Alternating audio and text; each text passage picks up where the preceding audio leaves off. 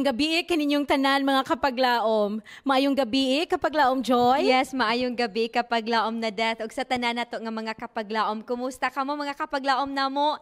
Kami nagatuo nga ang Dios kanunay nagaatiman kaninyo sa inyong tagsa-tagsa kapanimalay. Ato siyang pasalamatan sa kalampusan sa iyahang gihatag kanato sa tibuok adlaw sa pagbuhat sa atong mga buluhaton mga kapaglaom. Yes, that's true. Ug labaw sa tanan, atong gipasalamatan ang mga panalangin nga iyang gihatag kanato, dili lamang ang physical kundi usab ang spirituhanon nga mga pagkaon nga atong nagakabatnan matag adlaw kapaglaom na Death. Yes, sa milabay nga mga gabi mga kapaglaom, atong napaminawan ang maanindot kaayo nga mga mensahe nga naghatag kanato og kalipay og paglaom luyo sa atong mga ginaatubang nga mga kalisdanan. Amen. Ug atong gipasalamatan og dako ang mensahe nga atong nadunggan kagabi nga nagpahinumdum kanato nga sa dihang samukon sa Dios ang atong mga plano mga kapaglaom kana tungod kay aduna siya'y mas maayo nga plano alang kanimo og kanako. Yes, og tungod kay masaligan man nato ang Biblia mga kapaglaom,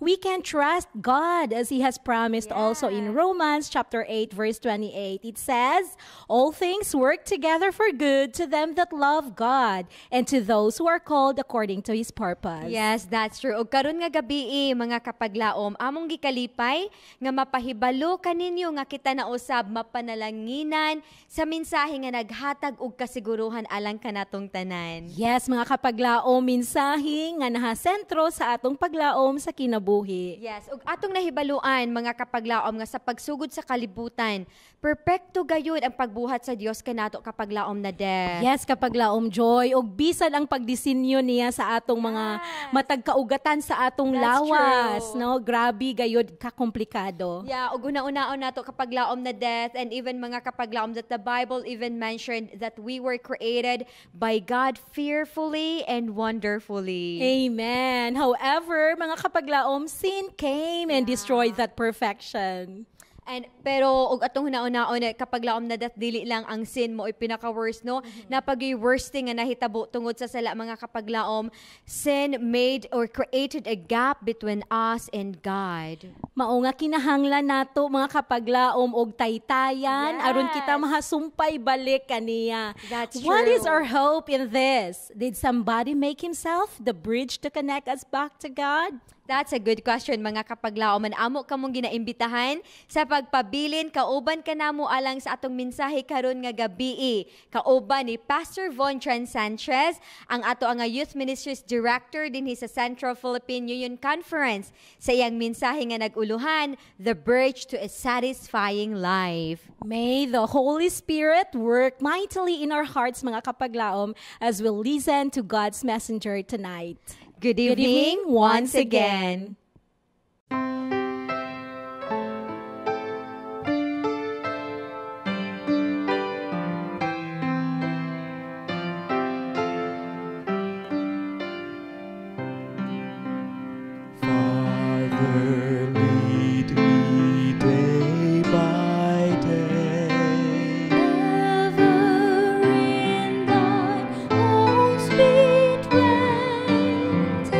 Teach me to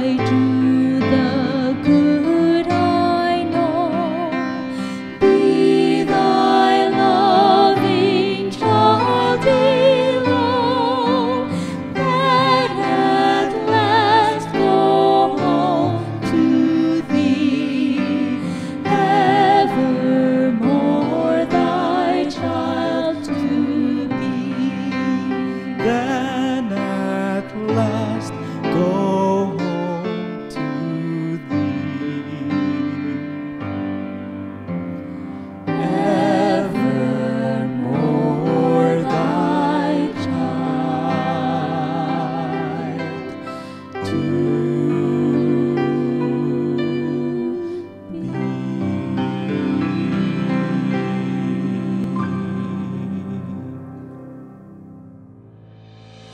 Are you in search of an indisputable understanding of the truths penned in the Bible's sacred pages? Feast with us on God's abundant spiritual provisions on this series of nightly presentations, Hope of All Ages. Mayong gabi sa tanan nato nga mga viewers dira sa Facebook o sa YouTube. Welcome to our nightly series, Hope of All Ages series, message number 5. Sa atong mga kaigalahan o mga abyan o mga atong mga kababayan sa bilog nga Pilipinas nga nag-access sa aton nga Facebook Live and YouTube. Mayong gabi sa inyo tanan. Kag we are so happy that you are here tonight worshiping with us, accessing this series. And I hope and I pray that we will be blessed with the nightly messages that we are having for several days in this series. And before we will start, akong ginadapit ang tanan that we will have a prayer first before we will start the message. Shall we pray? Loving Heavenly Father, we thank you so much for thy great love for humanity, for bringing us here, O God, and letting us know that you love us so much through thy Son, Jesus Christ. And now, tonight, we will be hearing another message, and I pray that thy Holy Spirit, O God, shall be with us and shall dwell within our hearts, that we may be able to understand the message and be able to go deeply to your word and understand and put it in our hearts and apply in our daily lives. I pray for our listeners, and I pray, O God, that this will constitute our worship to you. In Jesus' name we pray. Amen. Nining tuig 2020 or last year nga tuig mga kaigsuonan o mga kaabyanan, dili gyud ta malimot ani as long as we live, because this is a historic year. A year of, we called pandemic of COVID-19 virus. Apan mga kaigsuonan, we did not acknowledge that there is another phenomenon that kills humanity since the beginning of time. And I call this another pandemic which we did not acknowledge. And this pandemic is called the pandemic of loneliness. Nay usa ka komedyante mga kaigsuonan in United States of America. He is a stand-up comedian. He points out mga kaigsuonan that ang mga tao karon nga panahon, they always carry with them their cell phone and they always text on their cell phone. Nag-ingon siya mga kaigsuonan nga this is an acknowledgement that there is something wrong within human being. Why there's something wrong? Because by texting, he says, it is an expression of loneliness. It is an inherent to human life that we are actually empty and lonely. And that's why, just taking the phone, magunit lang ka sa imong phone mga kaigsuonan, he said, and texting always is an indication that there is loneliness within human being. And he said, everything that this life is offering is just empty and forever empty. In knowing and understanding nga we are lonely or being alone or perting mingawa sa kinabuhi mga kaigsunan. And this loneliness keep on visiting us.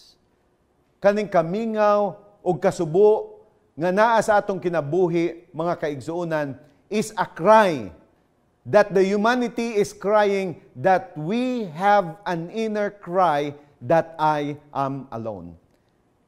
Niining si Lois nagingon nga 100% daw sa mga driver sa kalibutan, when they drive, they also text. And ingon niya, I have never seen one driver who never texts. Ang mga driver ingon niya, nagrisgo mga kaigsuunan sa ilang kinabuhi nga posible maaksidente sila sa ilang pagunit-gunit diya sa ilang cellphone while driving. But he said, this is an indication that nobody wants to be alone, just even for a second, because it is hard to be lonely. Loneliness, mga kaigsuunan, is a feeling of isolation.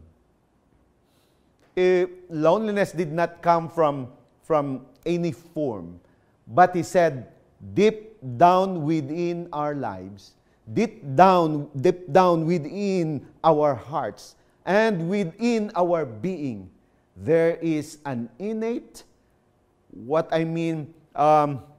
naa na sa atong kinabuhi, ang feeling nga manging lonely. Now, to give you a further illustration on this, we have a visiting cat in our house. Actually, this cat owns by Pastor Isico, but this cat keeps on going to our house and visit, and we welcome that cat, and we let that cat eat our leftover.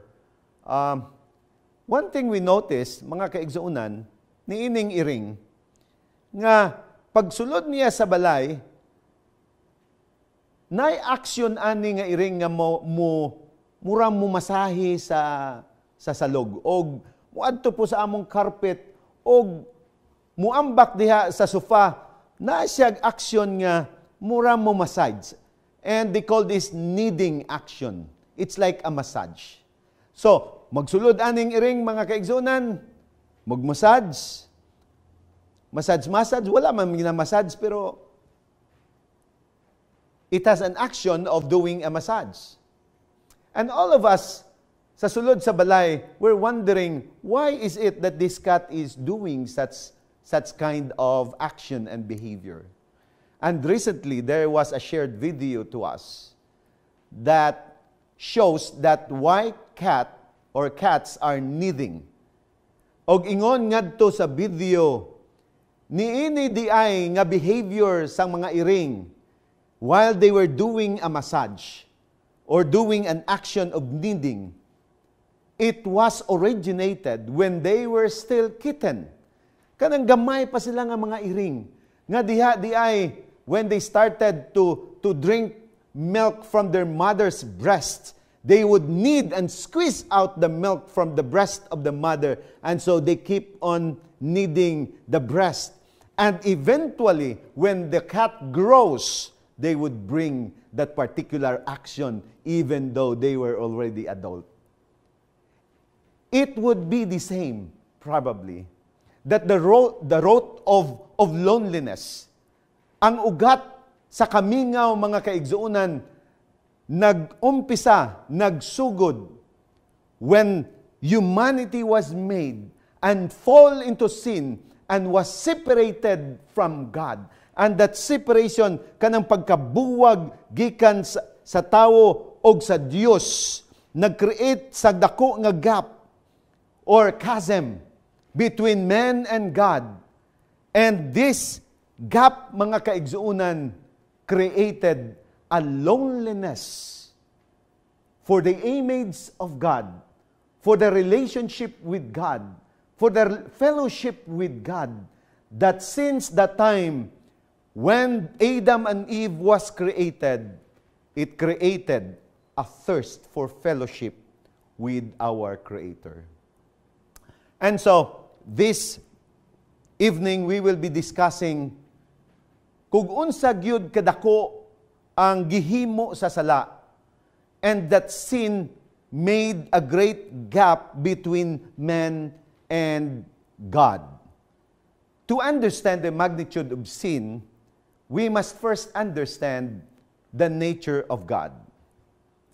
And the second, we must also understand the nature of men. But this day or this evening, aton sa hisgutan about the nature or kinaugali sa tawo, kung unsa kaha ang tawo in between sa Ginoo.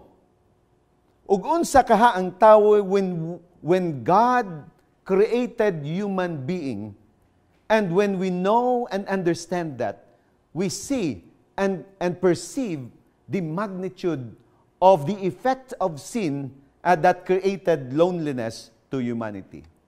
So therefore, diha sa Genesis Kapitulo 1, versikulo 26, mga kaigsuonan, diha gipakita nga ang tao gituga sa Ginoo, gikan gyud sa iyang dagway or image. In verse 26 it says, or chapter 1 verse 26 of Genesis it says, "Then God said, let us make man in our image according to our likeness. Let them have dominion over the fish of the sea, over the birds of the air, over the cattle, over all the earth, and over every creeping things that creeps on the earth." I would like to emphasize, mga kaigsuonan, nga pag-ingon sa Ginoo that when He created Adam and Eve, they were created in the image of God. Now, let me give you several, shall I say, a feature of humanity to understand how special human being was created by God. First, human being is a crowning glory of God. When we say crowning glory, it is a creation of higher status. Human being were made in the image of God. Ug unya, mga kaigsuonan, ngano man sa kadaghan sang mga image nga iyang mahimo, He wants that His own personal image would be replicated to humanity. It means that the highest honor for any being that was created is given to humanity. And that honor of bearing the image of God. Not the monkey, not our dogs, our cute cat. Dili sila ang nagdala sang imahen sa Ginoo, but humanity were given a special image that would represent God in the lower creation. And that's why humanity became the ambassador of God. In Psalms 139:13, it says, "I praise you, for I am fearfully and wonderfully made. Marvelous are your works, and that your soul knows very well." Ang tao, mga kaigsuonan, were created with intricacy, which no other created being can surpass with that kind of intricacy. And that's why it mentioned in Psalms that when God created us, He created us fearfully. When I heard the word fearfully, why it is described as fearfully? Your constitution, mga kaigsuonan, was done with the utmost care. Na ay dako nga paghalong, mga kaigsuonan, when God created human being. That's why the psalmist says, "I was created with fear." I do not know if you have tried to open a cell phone, as a very small cell phone, and it has a lot of wirings and circuit that are so intricate. And I understand that if you are not a maker of a cell phone, you will have fear in opening the cell phone that it might be grounded, it might be destroyed, and that's why when you open, you have that fear nga basig madaot ka na nga cellphone. I understand in the simple way, when God created the fiber of our nerve and everything in us, God created with fear, fearfully, and another one, He said, wonderfully. When the results of His creation, with the rest of the human or the rest of the creation, they found that their existence were very wonderful, and they were amazed of the results of the creation. And that's why human being, ang tao mga kaigsunan, were created fearfully and wonderfully made. Another feature of humanity in Psalms chapter 8, verse 5. He says, you have made him a little lower than God. In some translation, they translated that Psalms chapter 5, verse, or rather 8 verse 5, as angel, that we were created a little lower than angel. But if you try to look for the original, the word there is Elohim. The Elohim word is not angel, but God. And that's why some of the books or Bible, they translated it in different version, they translated it as God, and another one, angel. So that's why when God created us a little lower, and I believe it is God, therefore, we have the majestic feature, and we became the crown of God's createdness because of we were created just a little lower than God. It makes sense because when He created Adam and Eve, He said, let us make man in our own image. And that's why gisatisfy ang atong existence. God has given us a special, the highest gift of being the image bearer of God. And that's why humanity has a glimpse of divinity. There is no wanting or shortness of anything. Humanity stood with dignity and having the resemblance of God. Number 2, human being was morally perfect. Ang mga tao, mga kaigsuunan, gihimo at the beginning that they were obedient and perfect in character. They have the complete harmony with God. Nagsunod sila sa Ginoo nga they have this happiness. Nalipay sila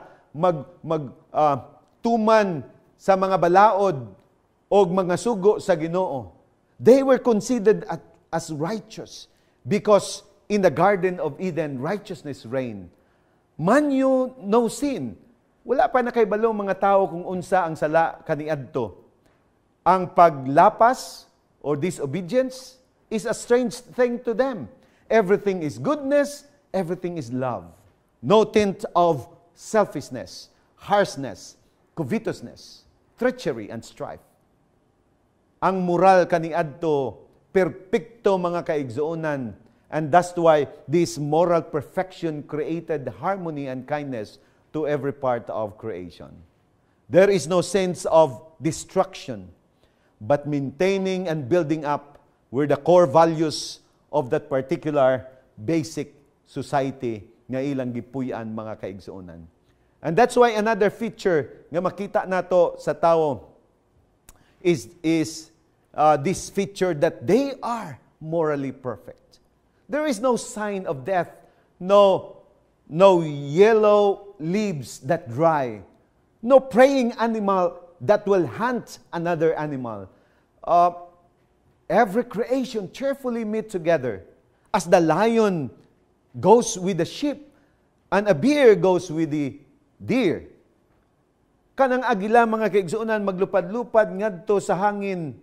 Paglupad-lupad niya, he is the eagle was there not because he's looking for prey or the eagle is wanting to hunt something, but it was there. Ngadto siya naglupad-lupad, that the eagle was happy praising the Creator.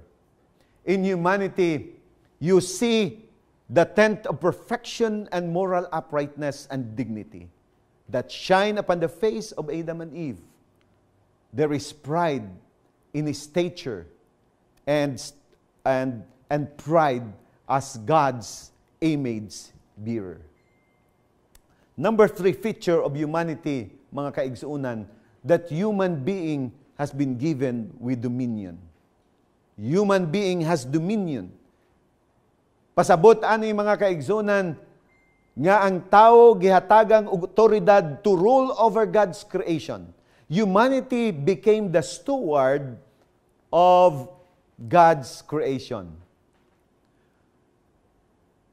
But this dominion, my dear brethren, mga kaigsuunan, is subjected to God's higher dominion.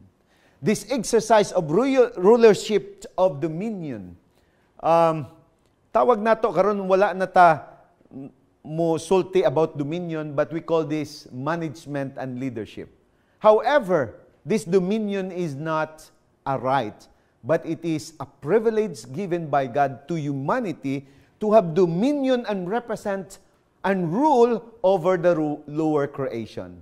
It makes sense that in 1 Peter 2:9, Peter says, "You are a chosen generation, a royal priesthood, a holy nation."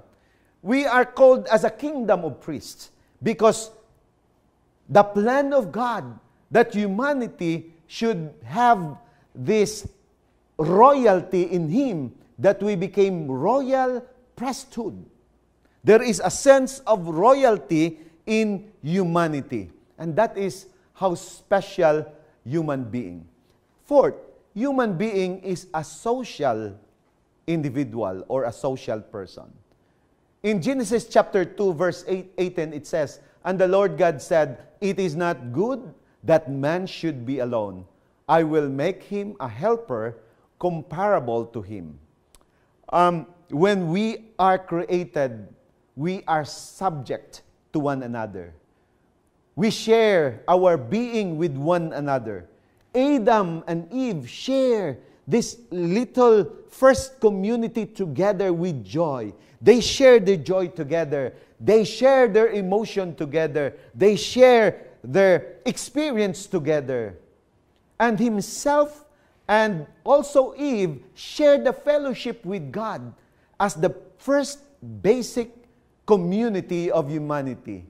Therefore, humanity is an open book to everyone. No hidden agenda, no secrecy, but a joy of sharing life together because human being was created as a social person. So no man is an island, no man stands alone. That means no one is truly self-sufficient. Everyone must rely on the company and comfort of others in order to thrive.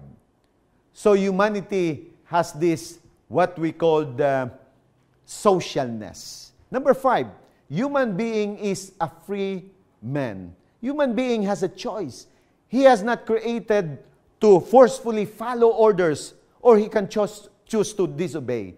His obedience is not controlled by an outside force, but an inside prompting of our gratitude of his existence. And that's why man was created as an independent entity. Independent ang mga tao. They can choose whatever they want. So, number 6, mga kaigsuunan, second to the last, human being is sustained eternally. It means, in the other word, I could say, human being is immortal, but it is a conditional immortality. It means that human being can stay and live as long as he chooses to live. Adam and Eve has been blessed with all kinds of fruits, and the access of the tree of life sustained them to live the eternal youthfulness. There is no absolute immortality because the only immortal is God. But God gave immortality through the provision of the fruit to the provision that He is giving them day by day in relationship with Him. And therefore, immortality is conditional on man's choice of having relationship with God. Number 7, mga kaigsuonan, ang tao na ay tulubagon or human being is accountable to his actions and choices. The authority and the privilege that given to us is always coupled with accountability. Naatay sa labton, mga kaigsuonan, naatay tulubagon in every actions because a moral being is always an accountable person. So God said, "Behold, I have given you every herb and every fruit that you may eat, but except the tree of knowledge of good and evil." Gihatag niya ang kahoy, mga kaigsuonan, of the, we call, tawag nato ang kahoy sa pag-ila sa maayo ug malain, nga naay sa sentro ngadto sa garden, nga nagsimbolo as a supreme authority of God for the earth or for the human being. It's like considered as a throne on earth. There is nothing special in it except it is good-looking fruit for food. However, God made it as a link and as a symbol of authority and freedom. As long as human being will not touch this fruit or will not eat the fruit and keep the word of God, they choose to be subjected to God's command. Untouched fruit means recognition of the higher and full authority of God over human domain or human domain. That's why, mga kaigsuonan, truly humanity replicated or is a reflection of the image of God, because God Himself has given us the physical structure of Himself. He also give us the attribute of being a creator, as we are called also a procreator, that we can create our own babies or produce our own kind. Because God is creator and we became procreator. There is moral perfection in humanity. We have dominion. We have socialness. We have freedom of choice. We have eternal life. We have immortality if we choose to be immortal. And the last one, we are accountable in every actions that we have. So God intended man to be an image bearer. Supposed to be, we are, kita mao ang nagdala sang imahin sa Ginoo. Sa tibuok nga kalibutan, we are bearing the image of God to the lower creation. Not only to the lower creation, but entire universe, we stand as the image bearer of God. That's why we are created a little lower than angel or God, and we are fearfully and wonderfully made. Humanity has this privilege nga rule over the world. We have this dominion over God's creation. And that's why this special dominion was given to us to rule over animate and inanimate things on earth. But I tell you, mga kaigsuonan, on the creation of the world, there was an ongoing controversy between good and evil. The devil wanted to shame God by trying to snatch away what is ours and what is intended for us to be. Iyang dauton, mga kaigsuonan, ang tuyo niya dauton kanang imahin sa Ginoo, and he wanted to pervert. Iyang dauton ang kamatuoran about sa Ginoo, og iyang i-introduce nga ang tao pwede ra, mga kaigsuonan, maglapas sa balaod sa Ginoo nga dili tumanon kay this is a fake one. Now I would like, you know the story about our first parents. Eve was walking alone in the midst of the garden, and she saw the tree of knowledge of good and evil. In short, niining storya, mga kaigsuonan, na ay bitin ngadto or manog sa Ilonggo. Kining bitin, mga kaigsuonan, was the most special creation at the time. I will not describe more of the description of the serpent, but the special creation, the serpent was controlled by the devil himself. And when he controlled, he called the attention of the lady. And Genesis chapter 3 verse 1, it says, "Now the serpent was more cunning than any beast of the field, which the Lord has made. And he said to the woman, Has God indeed said that you shall not eat every tree of the garden?"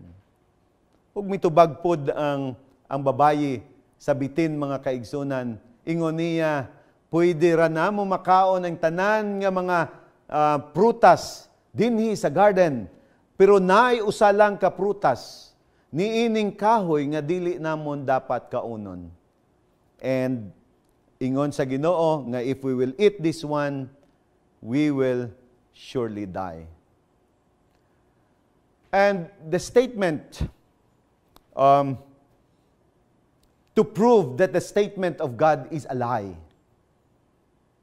nga kining ipakita sang yawa, nga kining Ginoo nagbinutbot, naghimutig sa kay Adan kag kay Eva, then the serpent may have eaten a fruit first, took it and eat it, and saying, namatay ba ako? Did I die?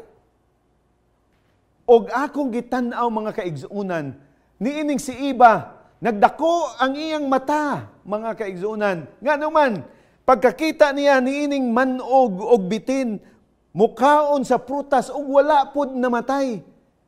Nagabot sa iyang una-una, siguro ang Ginoo nagbinutbot lang sa ilaha o naghimutig sa ilaha, ngano nga wala man pud namatay kaning bitin nga nagkaon sa prutas. And added, the serpent says, niining prutas nga ako gikaon, it gives me power, the power to speak, and the power to think with wisdom. O niining bitin mga kaigsuunan iya panggidugangan, before I do not know how to think well and speak. Pero niining prutas has given me the power to think wisely. Nakakita ka ba mananap dinhi nga kamao musulti? Wala. Kay nakakaon ko niining prutas, mauna I started to have gained power and wisdom. And so I picture that Eve was wondering, and with amazement, you see how the devil twisted the story, or twisted the thought and the ideas of God.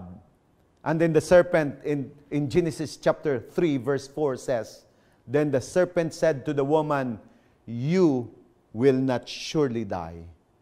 For God knows that in the day you eat of it, your eyes will be opened, and you will be like God, knowing good and evil." And when the serpent beguiled the woman, then the woman said, so the woman saw, in Genesis chapter 3 verse 6, so when the woman saw that the tree was good for food, and it was pleasant to the eyes, and a tree desirable to make one wise, she took of it the fruit, and she ate. She also gave to her husband with her, and he ate also. Remember, there was confusion that was injected by the devil. Unsa ni nga confusion mga kaigsuunan nga gin-inject sang yawa ngadto sa unahuna ni Eva. We will understand that what are those? First, the devil wanted to misrepresent God. The devil's misrepresentation of God, first, he want to show that God is a liar. Nga kining Ginoo nagbinutbot la sa ila. Ang yawa mga kaigsuunan, buot niya ipakita nga nagbinutbot siya, naghimutig siya sa mga tao, and that's why nga niining gisulti niya nga ang tawo mamatay, dili matuod ani. And that's why he is making God as a liar.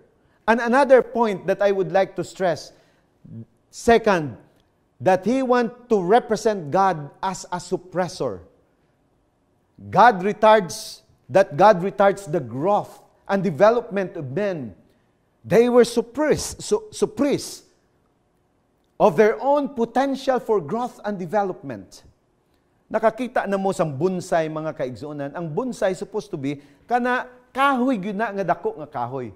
Pero gibutang lang sa gamay nga misitira, mga kaigsuonan, para ang nutrient gamay ra og ang roots niya dili ka expand, and that's why ang bonsai gamay ra kay ngano man matubo siya pero dili siya magdako. Ang pagtan-aw nila, mga kaigsuonan, we are like bonsai nga gibutang lang sa gamay nga misitira nga supposed to be we can expand our horizon and grow and even imitate, even to be like God.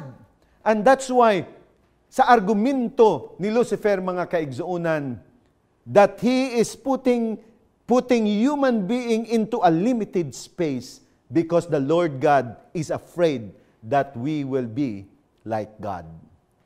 Another one, he is portraying God as a dictator, that humanity is restricted and controlled, that we are just commanded and then follow.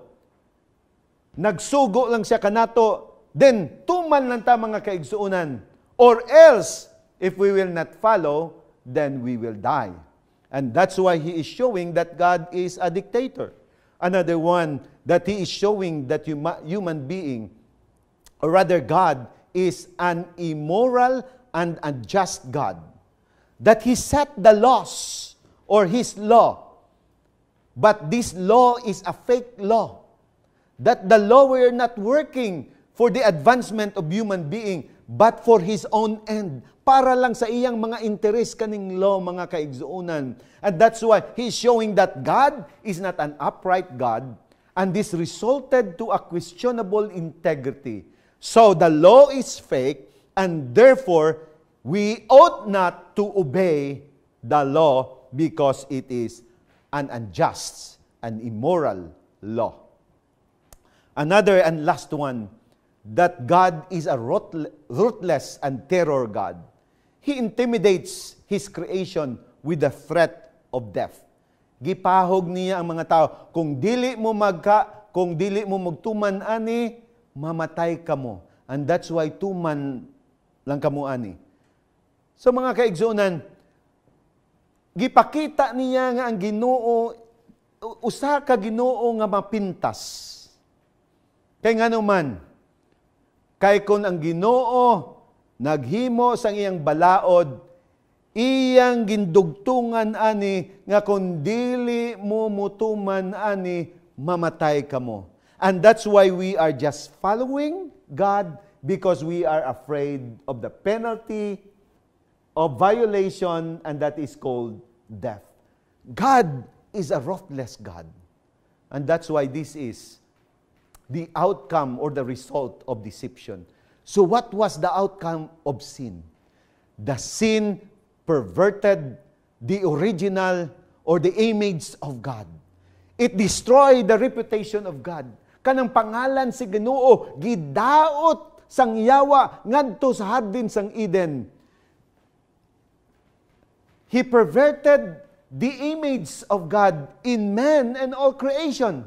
And the name of God was stained before humanity and other creation. Dili lang sa ato ang mga kaigsuonan, but in the other part of the universe where they were also creation and looking at us. And He said, truly, the image of God is what? Is not a good image. And so He perverted, He destroyed the image of God. Another destruction that He made, He destroyed the image of man. Man was created in the image of God, in the similitude of a divine. But humanity today is self-abusing. Abusing of the others, killing other people, and killing the world, the animals, and we lost the what? The purpose of our dominion, and we lost our image as human being. Another one, we have a perverted dominion. Sin is a treason that tries to usurp the holiness and the dominion of God. The lower creation do not anymore respect Adam and Eve. Animals became beasts and uncontrollable, and they were wild, and animals became killers as well. And so our dominion is lost because the lower member of our creation had became wild and killers, that they don't respect anymore humanity. Another one, Lucifer planted in the heart of Adam and Eve the sense of self-glory, the desire to be like God. This developed as Satan injected to human DNA a strand of self-glory. And because of this strand of the self-glory was injected to humanity, then pride, selfishness, self-centeredness, arrogance, covetousness, and other sinful acts stemmed out from the desiring to be like God. Eventually, when Eve became the tempter for Adam, Adam's choice was a result of a far greater love and sympathy for Eve than the love for God. Gipili pa ni Adan si Eva nga iyang ipakita ang dako nga gugma sa kay Eva kaysa Dios nga nagtuga sa iya. And that's why he decided that if Eve have eaten the fruit, then Eve will die. And he said, I cannot live without Eve. And so in sympathy with Eve, he gikuha niya ang prutas mga kaigsuonan o gikaon. Not because he is ignorant, but because he loved Eve so much that he cannot live without Eve. And so the result, mga kaigsuonan, because of this sympathy that he gave to Eve is a violation of a command by God. And therefore, Adam turned as a traitor to his own maker. And so, he became a sinner. And Adam ate the fruit. The warning was clear, do not eat or you will die. And sin caused separation and alienation and estrangement. And sin drifted us away from God. And sin separated man from the source of his strength and eventually leads to death. Mga kaigsuonan, the lower creation were affected by sin, and right away, the leaves turn, kaning mga dahon, nahimo mga kaigsuonan, turn into brown and started to fall. Animals turn into wild beasts. Thorn grow from branches. These branches of beautiful flower. Everyone developed its protective shield. And other became predator, and other merely became a prey. Kaning pagkabuwag mga kaigsuonan sa tao, sa naghatag kinabuhi kanato, kini nahimo nga ang tao namatay, and it resulted to death. And it says in Romans chapter 6 verse 23, for the wages of sin is death. Then the couple was expelled from the garden. It was the most devastating moment in the life of Adam and Eve. Then loneliness crept in the heart of the couple, and it became part of the fiber of human being. And the terror of loneliness then passed from one generation to another. And the happiness of fellowship with God has ended. And being expelled from the Garden of Eden, Adam and Eve found life a tougher on the outside. Mga anak, ang tao, mga kaigsuunan, sakit na kaayo. Kanang mag-arado kita sa atong ulumhan, mga kaigsuunan, daghang mga singot o kakapoy ug luha ug dugo nga atong ipaagas bag-o kita makakaon mga kaigsunan. Everything has to be endured because everything in the world has its own curse. And that's why when we became miserable, human hearts were broken with strife, selfishness, arrogance, pride, covetousness, adultery, and idolatry. But we want to cope with this loneliness away. We make fun, celebration, fellowship, gathering, relationship, or whatever. But we can never mask the original joy that was lost in Eden. And the fiber of isolation and loneliness runs to our blood. And we became lonely because of that separation. But thanks be that somebody decided to come down to the earth by Jesus Christ.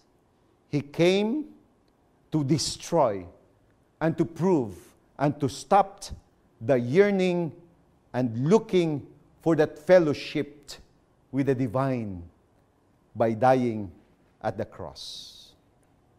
Inyo na dumduman mga kaigsunan ang iring. While the cat was kneading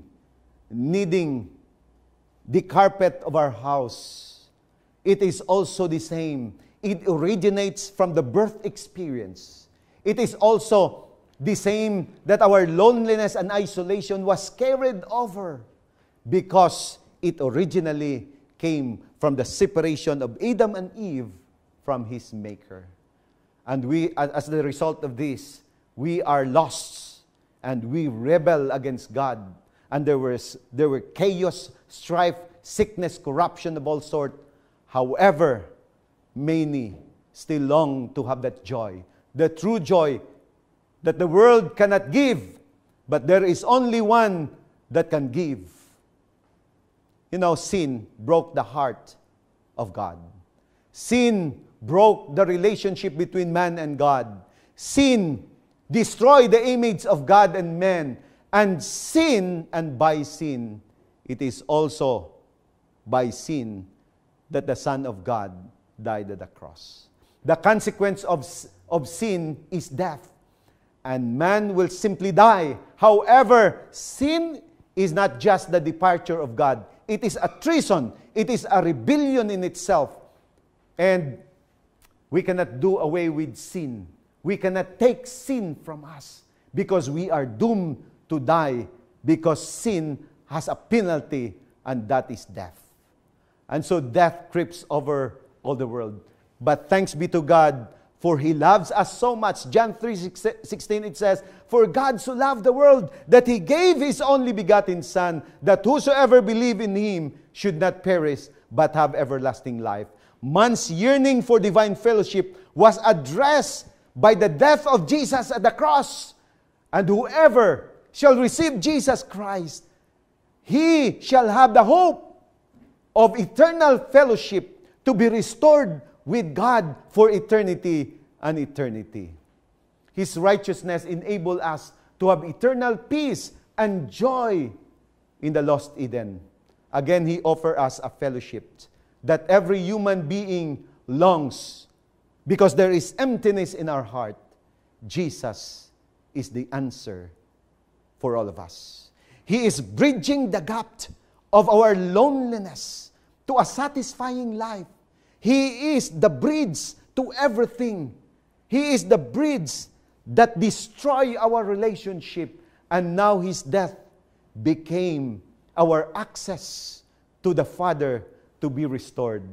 Now all we need is Jesus Christ. He shall restore our identity back from creation. He shall restore our dominion. He will reign. We will reign with Him for eternity. He shall restore our lost morality, for He shall be our righteousness. He shall restore our true freedom, for we were once slaves into sin, but now if we accept Jesus Christ, we are free. He shall restore our immortality, because we are now dying and He wanted to enjoy life eternal. He shall restore our dignity, for fruitfulness shall reign in our lives. He shall restore the lost peace in fellowship, for there will be no loneliness and isolation if we accept Jesus Christ. In Jeremiah 32:38, it says, "They shall be my people, and I will be their God." All you need is Jesus, my friend. Accept Him as your Savior and Restorer. Shall we pray? Loving Heavenly Father, we thank you so much for the hope of restoration. For you have sent Jesus Christ as a bridge for human misery and loneliness.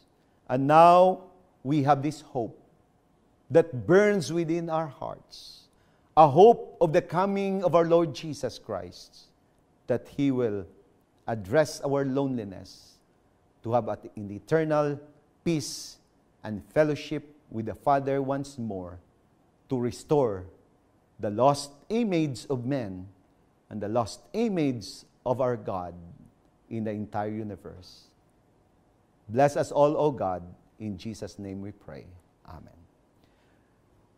Ugma, mga kaigsuonan, we will be studying again another topic, and I hope you will be with us tomorrow. Ugma, we will discuss another special topic. It's about the hope of all ages. Who is that hope of all ages? We will discuss that tomorrow, and I pray we will continue to watch and access this special presentation of Central Philippine Union Conference, a series of hope of all ages. May God bless you.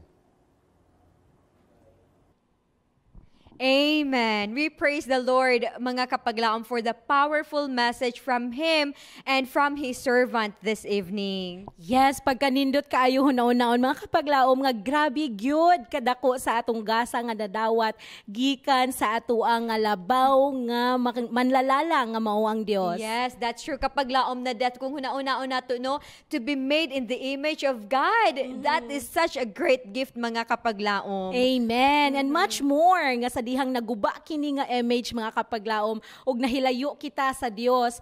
Si Jesus Christ, He's the greatest gift of all nga atong nadawat. He gave Himself to be the bridge nga ma-connected ta balik sa Dios. Tinuod ka na, mga kapaglaom, ug sa daghan nga panahon atong naguba ang atong image, no, ang image sa Ginoo nga iyang gipahulam kanato tungod sa atong choices, kapaglaom na death, when we choose loving the world over the Lord, no, like what Adam did. Mas gipili niya si Eve above God, but we are not hopeless, mga kapaglaom. We have Jesus Christ to restore us back to God. Yes, Jesus bridges that gap, mga kapaglaom, and He assures us a satisfying life with Him when we accept the salvation He offers to each one of us. Amen. Ug mga kapaglaom, we are inviting you once again sa pagduyog kanamo ugma sa gabi sa atong sunod nga suheto, kauban gihapon ni Pastor Vonjan Sanchez. Yes, mag-uban na usab kita, mga kapaglaom, sa pagtuon pagayod sa mahinungdanon nga mga butang mahitungod sa sakripisyo ni Ginoong Hesus alang kanimo ug kanako. Yes, sasama gihapon nga oras, mga kapaglaom, sa kagabhion alas 6 sa gabi hangtod alas 7 sa atong Facebook pages and sa ato nga YouTube channels. And also, please don't forget, we have a replay sa atong GSA channel 37 matag alas 8:30 hangtod alas 9:30 sa kagabhion. Yes, ug among gikalipay, mga kapaglaom, ug dako nga makauban kamo niini nga kagabhion. Yes, that's true. Kung aduna man kamoy mga pangutana, mga kapaglaom, or naaban kamoy na miss nga previous episodes, pwede gihapon niyo sila nga makitaan, mamahimo niyo sila nga ma-view din sa ato nga Facebook pages. And you can also send in your prayer requests sa atong comment section. Yes, that's true. And also, mga kapaglaom, sa among nga gi-mention, if na mo yung mga concerns, pwede niyo usab ma-send inyong concerns sa ato nga hotline numbers nga makita ninyo din sa ato nga screen. So you can also send in your questions kung naamoy gusto nga ipangutana kabahin sa atong mga topiko nga nahisgutan dinhi. Mga kapaglaom, bisan dili namo kamo mag-greet individually, but we would like to extend our heartfelt joy and thanks sa inyong pagpakiguban kanamo. Yes, let us always find hope and keep growing in Christ, mga kapaglaom, only here on Hope of All Ages.